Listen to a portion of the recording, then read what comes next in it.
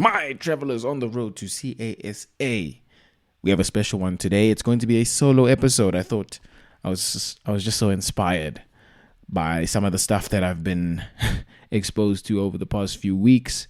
I just passed CTA, so now, yeah. I don't have the button. I'm not going to edit that in. I am in the working world. I'm in that mode. So I've just been getting ready, attended a few events on how to work into the working space, had many meetings with some CAs and aspiring CAs on their perspective, some trainees. So I think today's episode is particularly relevant for those who have just passed, who are maybe entering the working space, maybe even those already in the working space that just need a little bit of a mind shift. But the question is, why is the trainee salary so low? It's notoriously so low. I think there's actually two reasons, right? One is factual, external, and the other is internal. So the first reason is the incentive structure of audit. I think one needs to understand or think about what external audit was meant for. Now, obviously, it is a profit-making business, but there's a integral element of a public interest involved. So the nature of audit and its incentive structures are such that it's important that auditors aren't making as much money as bankers, if that makes sense. But I don't even want to get into that. That's a whole other conversation for another day. The second reason is the main one, and that's one that's really within your control. It's that we don't frame our articles correctly, I believe, or at least like from what I've been talking to people about. I think from a lot of the conversations from CAs and from trainees, we have a certain framing around articles that's quite ineffective, and I think it warps our realities in a wrong way. So we always have a choice over the reality that we paint, the picture that we paint of whatever experience we have. I'm probably going to butcher this quote, but it was my father who just shared with me this, that experience is what you take out of an experience, not what happened. So it's always the lesson you glean. It's always the story that you tell. So I think my mom shared with me something that she learned, that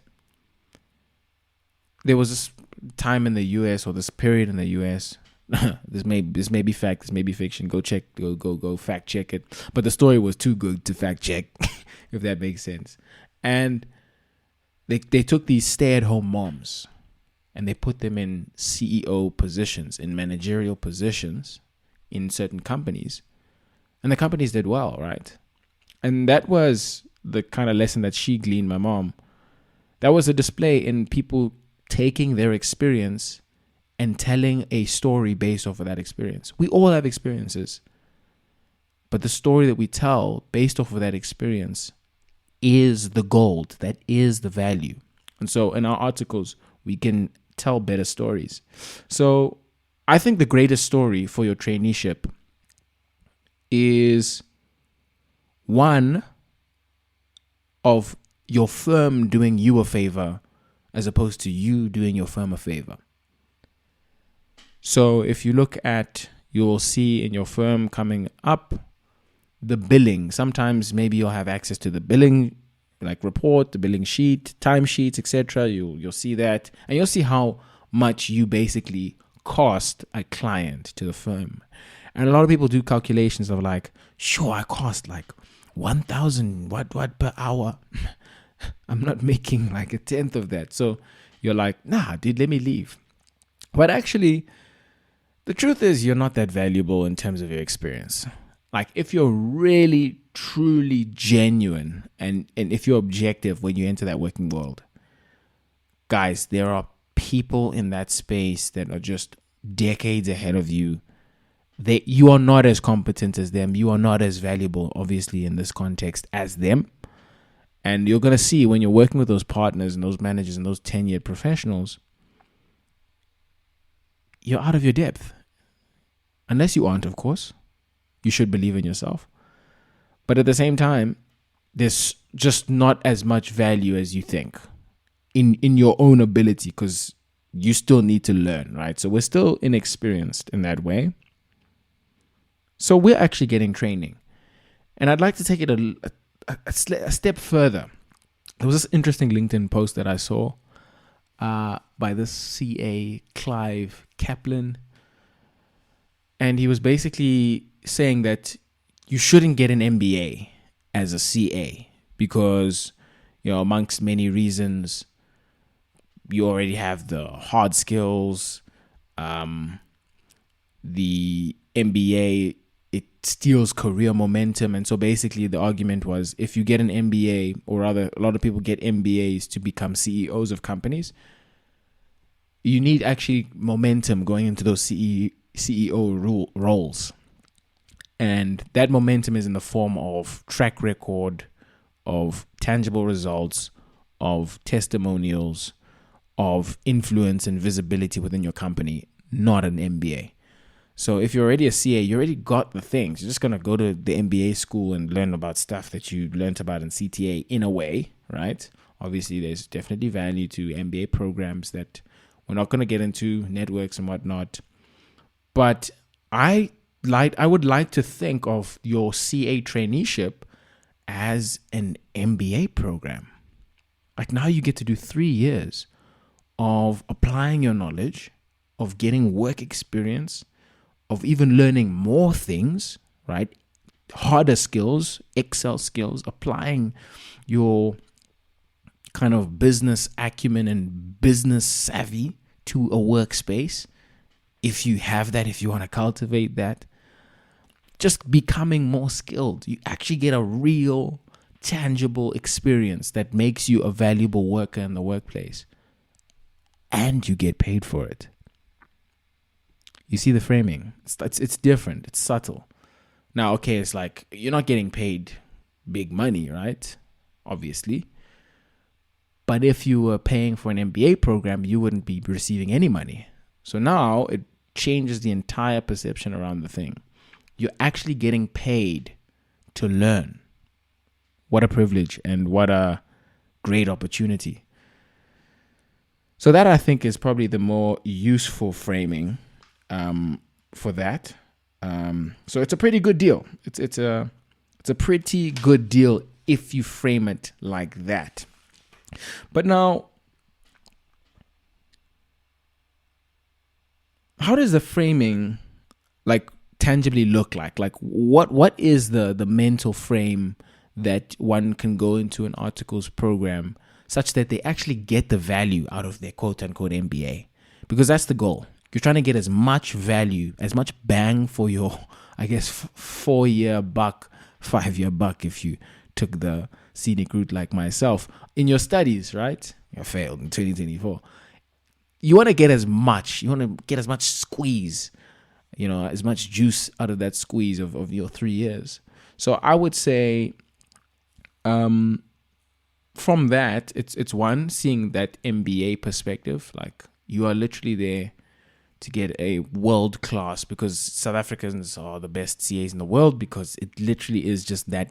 It's that grueling experience that you experience in South African audit or in the South African training environment. The business environments in South Africa, it's like no other. It's complex, it's structured, it's got legal frameworks that you have to understand, and technically you just have to learn. You have to learn technically and professionally in order to qualify as a CA. So you don't always get that in all CA programs all over the world.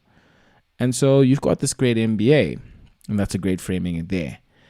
But then there's also this added kind of spin that I got from a CA as well, John Watson. He runs another podcast called The Right Place Podcast. Great guy, absolutely incredible guy. But there's even adventure within your articles.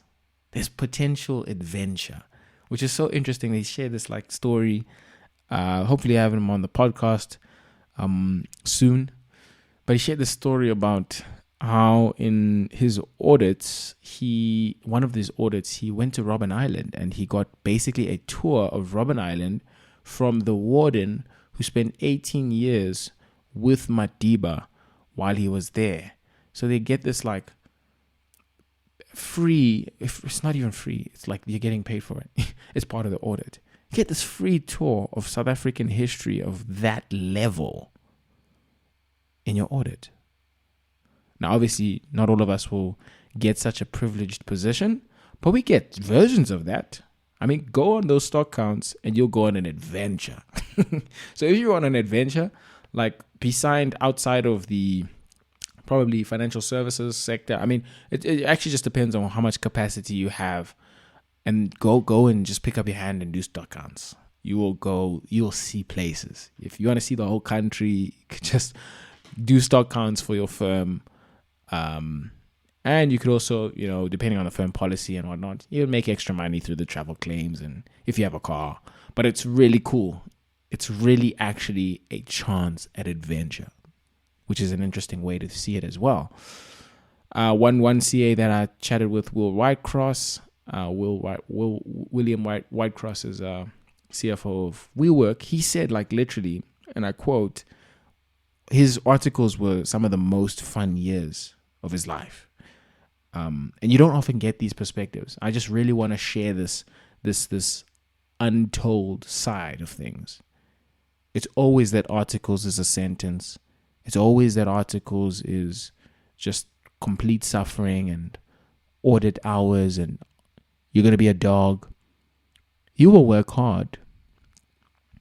But does that mean you have to hate your work? Does that mean you have to hate your life? I don't think that's necessary. I think it can be the most fun years of your life. Then additionally, John shared with me this also interesting framing and perspective that your articles is an advert for what you are capable of and who you are. It's an advert. That means that you are basically just building up a billboard, right? Let's think of it even in a LinkedIn context. If you scroll down people's profiles, you'll find a recommendations section where people write recommendations saying, Alunga's, he's really good at X, Y, and Z skill. I can attest to that because I worked with him for 3 years and he was just spot on. He's punctual. He's professional.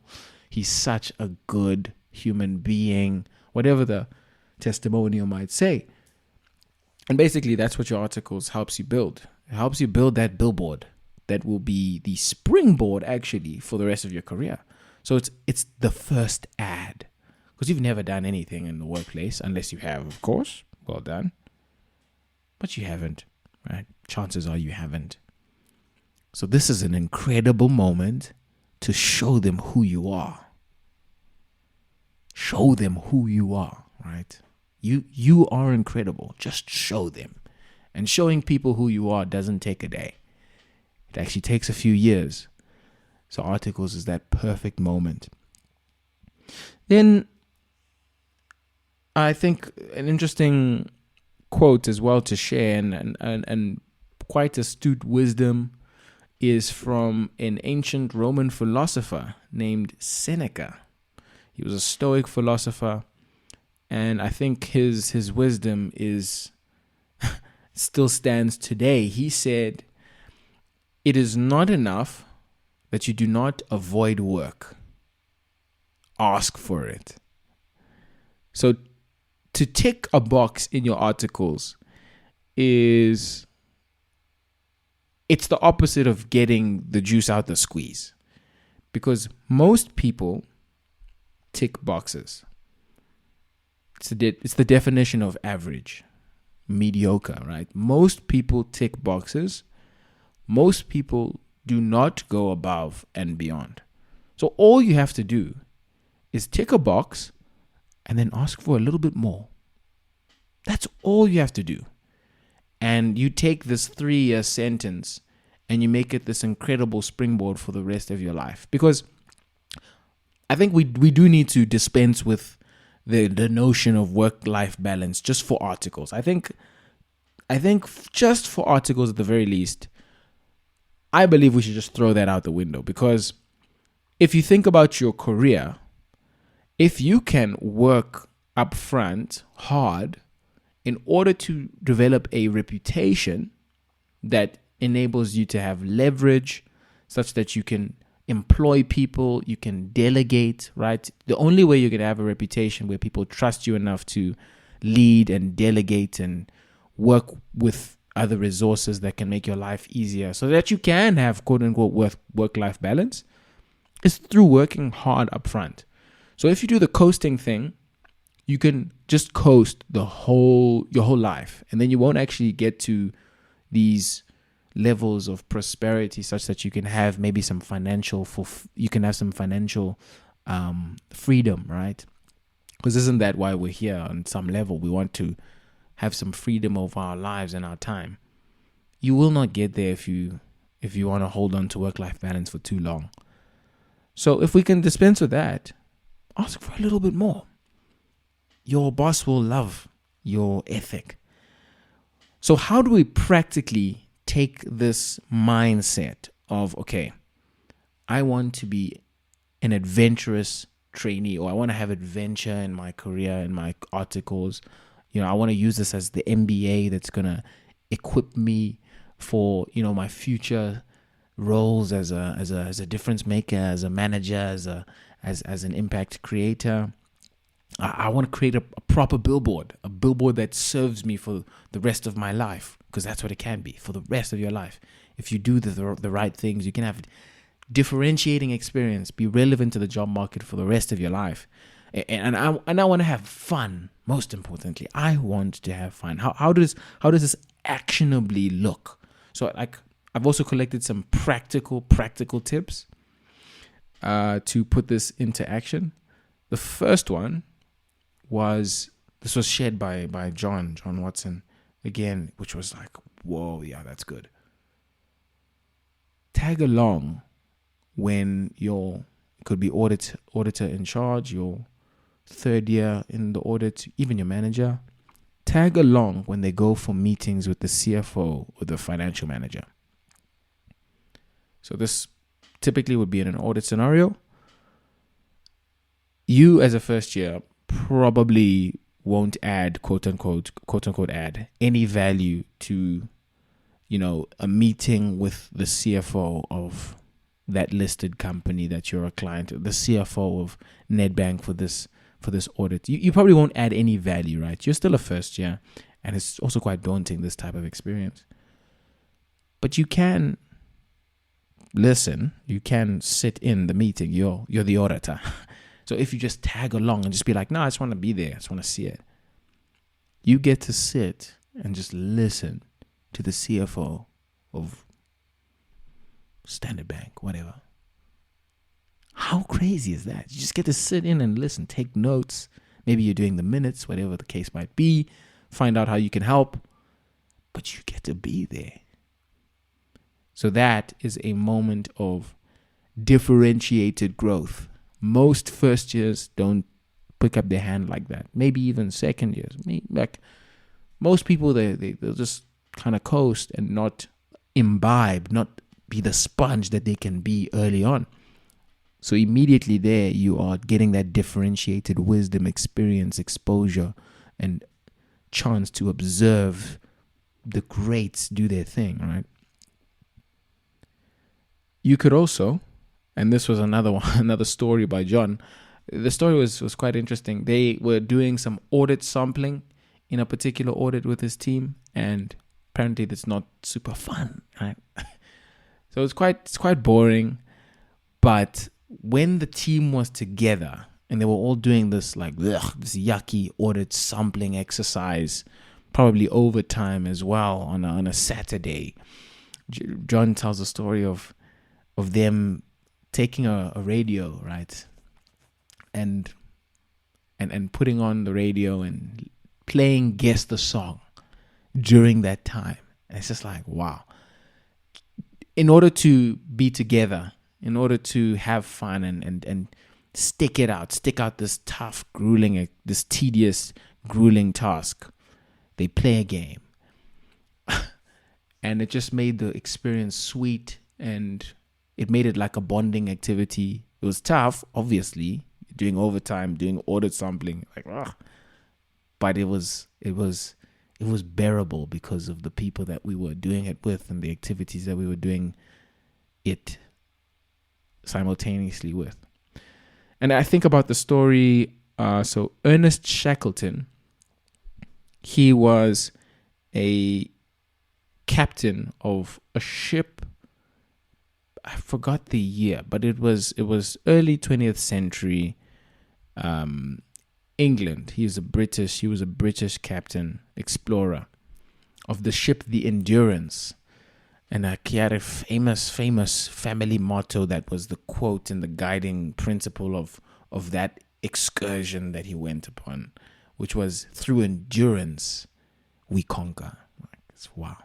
It's the story of the CA journey. It's not those who are smartest, but those who have the grit.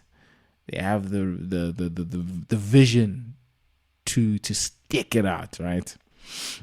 But he on his ship, famously, I think they were trying to cross the Antarctic at the time on the Endurance, and it was one of the most grueling adventures, the most death-defying, grueling, horrific and harrowing but inspiring adventures ever told. And the book by Alfred Lansing, which is basically the story of the Endurance, is incredible.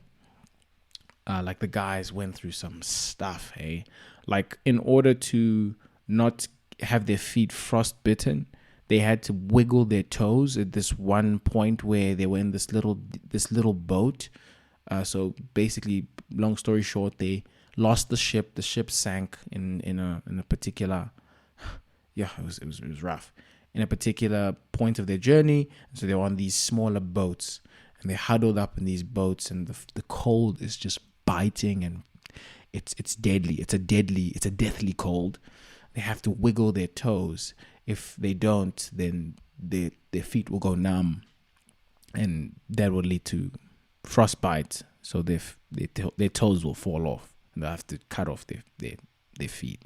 So it's hectic, but it's painful even to wiggle your toes. Like, these are the lengths that they have to go just to survive. And I think at one time the navigator was so dehydrated and sleep deprived that they needed to feed him food, and they had some rations, they had some biscuits, but because he was so dehydrated, his mouth was too parched, and so he didn't have saliva to actually break down the biscuits so that he could eat it and swallow it. So he would have choked if he just tries to swallow it there, but there's just nothing to break it down.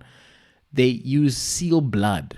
They use the blood from raw seal meat. So he eats raw seal meat that they managed to hunt while they were on that boat. And in order to just get some moisture in his mouth, eats the raw seal meat, gets the blood from the raw seal meat, and then eats the biscuit in order just to swallow that pretty bad food. So it was a hectic journey. But even in this like hectic cold and these hectic conditions, while at the Endurance at the time when they were camping, so they were camping on the ice, these guys were having fun. Like, these trips they're seldom fun. So famous also in the Antarctic, there's famously just long periods of dark, right? You just have like months on end of literally darkness, no light, no sun, just months of nothing, right? In winter. So an Antarctic winter is like death, and a lot of people go crazy in those times. Those guys in the Endurance, they were playing cards, doing sled races with their dogs, throwing around jokes, playing games. And I really saw that in what John was talking about. It was that kept them alive. Now, obviously, we're not on the Endurance. We're not defying death. But I think there is a lot to glean from that. That even in these audit environments, these ones that might be monotonous, you bringing that levity, that light, you might just be the thing that gets us to get through, right? Get through that tough sampling day. So you could use that, man. Strike up a little game. Just even use ChatGPT and be like, just so that you guys can pass the time while you're doing overtime during busy season on a Saturday, putting on a song, and guess the song with the radio on. Some fun little stuff to just keep you going. Then the last one, which was an interesting one that I gleaned from the Thrive Pro event that I attended earlier. It was like a kind of workshop seminar to get us ready for the first 100 days of work, was literally to ask your boss, what does good work look like to you? So if you're like a first year trainee, this is a phenomenal question. You get very clear very early on what to do in order to do a good job and have your work life basically be smooth with your boss, whoever that is. Sometimes you have a bad boss. This question really helps very early on. You get a great feel super early on for how to make sure that you keep on the bad boss's good side. And like, it's little things like these can just completely change your whole experience, where you know what to do, you are aware, you've read the room, and you won't overstep or understep, right? Whatever's good is what they think. So these are some ways that we can shape our new frame and put it into action, right? In order to get the most out of our articles. Some pitfalls, I think, that are valuable to be aware of. Some things just to be wary of. The first one is not to complain to your boss about the work you do. To say like, I hate my job.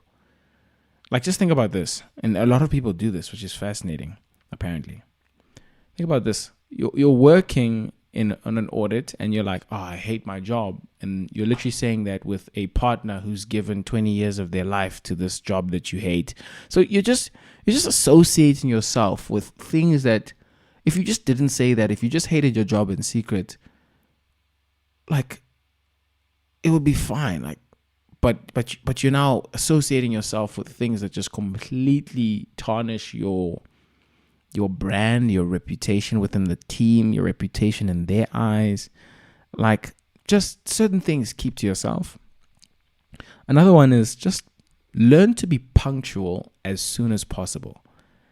The problem with this punctuality point, and I saw it in class, like, some people will always come to class late, is in the workplace, people will perceive you as incompetent or less competent than you are, no matter what. So it's like you are basically disadvantaging yourself before the fact by coming late every day. So even if you get the work done, even if you do it well, if we said, okay, we're going to meet at 9 and then you come at like 5 past 9, 10 past 9, like consistently, you immediately just minus 5 points on your competence. It's weird, but it is what it is. So just be careful of that if you're one of those latecomers. Then this is one that I kind of gleaned from actually my varsity career. This is, and also something I learned from Stephen Bartlett. He's a podcaster. He's the podcaster behind The Diary of a CEO. Is to pay attention to your contribution score. So this is a very interesting concept that I think Bartlett really helped me with.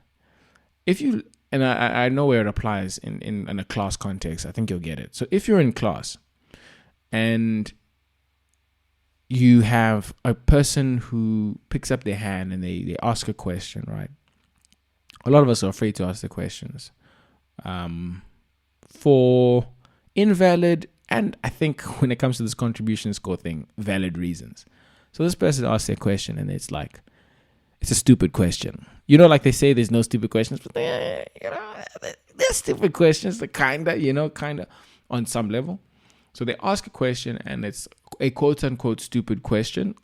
I don't necessarily like that notion of a stupid question because it makes us not want to ask questions, but we kind of feel like that was a dumb question. It's like, then they do it again. They ask another stupid question. Then they pick up their hand again. Another one. What does that person become associated with? Stupid questions. So basically, this contribution score idea is that every contribution you give to a space, whether that be in a meeting, in a classroom, at a seminar, every contribution that is not value adding, it could literally just be you in a meeting just wanting to have your say. You just make sure that you have to say something, right? That's not of value. Is either adding or subtracting to your contribution score. So be wary that your contributions can hurt your reputation and hurt your ability to add value, therefore, to your company and to your team. But also that the more that you do ask valuable questions, that you do contribute valuable inputs, you can add to your contribution score. So it's like just making sure that your brand is not yapping, right? Because yapping is just something for nothing's sake or for your ego's sake or for your habit's sake. If you're a talker, like I'm a talker, but I hope at least, bro, like, oh, you're listening here. Like it's valuable. You know what I'm saying? So pay attention to that contribution score. And then the last one is, this one is a pretty deep one. Never outshine the master. So this is an interesting one that I gleaned from this lady who works in restructuring, the CA that works in restructuring at a particular company.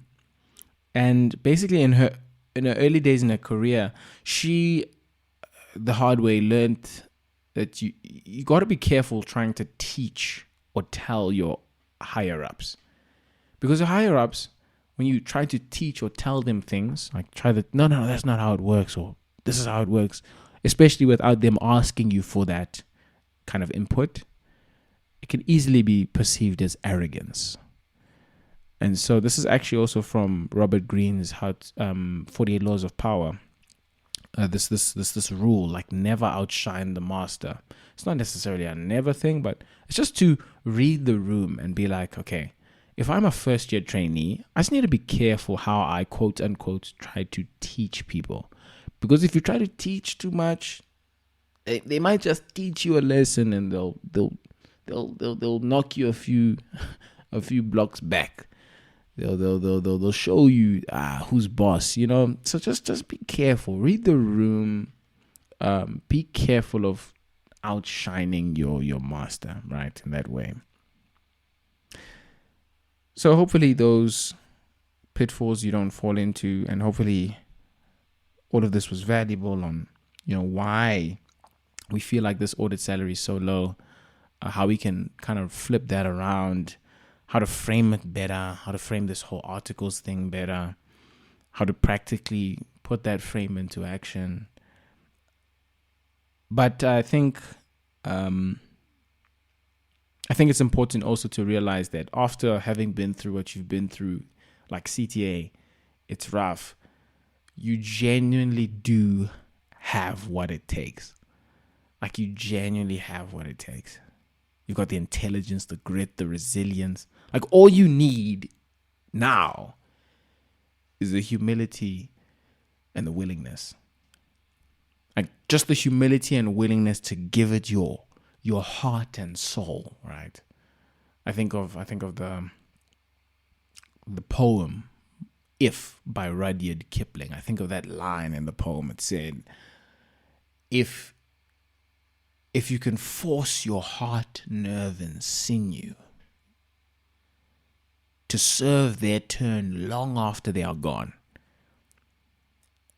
and hold on when there is nothing left in you except the will which says to them, hold on when there is nothing left in you except the will, which says to them, hold on. I'm even reminded of French philosopher, I think he was a 17th century French philosopher, François de la Rochefoucauld. He wrote his famous Maxims. And he said in that book, I don't know if it was, I think he was the 18th century, yeah. He said, we have more strength than will. It's like if you can just summon the will, the strength will somehow come. I think you've done that. I think you've summoned the strength like no other, like none that you've ever experienced in your life. So CTA, once you've done it, you really have what it takes. You just need that humility and that willingness, man.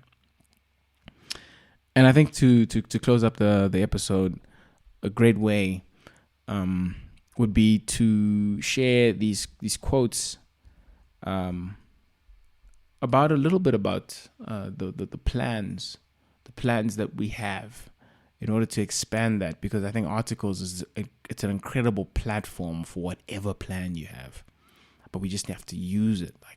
Like if you're signed, great, man. Even if you're not, you will get that contract. You've got so much to work with. I mean, just now we weren't earning anything, so to be earning something is golden for our making these plans into something great. But here's a quote by Alfred Lansing, so the author of Endurance, which is that book about Sir Ernest Shackleton and his crew on that expedition. It is remarkable that one of the greatest stories of all time, the story of the Endurance, has come to us from what is essentially a failed expedition. So they didn't actually cross the whole of Antarctica, interestingly. And yet few journeys have so inspired and motivated the human race. I think that is part of the beauty of an audacious plan. Even in failure, the result is spectacular. And here's a quote by architect Daniel Burnham. Make no little plans. They have no magic to stir men's blood and probably will not themselves be realized. Make big plans. Aim high and hope and work, remembering that a noble logical diagram, once recorded, will never die, but long after we are gone, will be a living thing, asserting itself with ever-growing insistency. Make no little plans. Only make the audacious plan. I think being an aspiring CA, being someone looking into the future for something beyond ourselves, I think we have that chance to make no little plans, to make only big plans, and to trust in that privilege that we have in that if we make that audacious plan, even in failure, the result is spectacular. So, in closing, please make a bigger plan for what you believe your articles to be. Please see it as something incredible, because it can be. It can be. We just need to put on the right frame. It's like an MBA, man. It really is. If we choose, if we pick up our hands, if we ask for the work, right? We don't just not avoid it. We ask for it. If we tag along with the CFO, if we play games when times are tough, right? Obviously do the work while you're playing the game, but just to have the levity. If we can see that adventure, if we can have fun, man, then we can get the juice, all the juice out of the squeeze of articles. And so, as usual, I hope it does not end, but that it begins in CASA. Cheers, guys.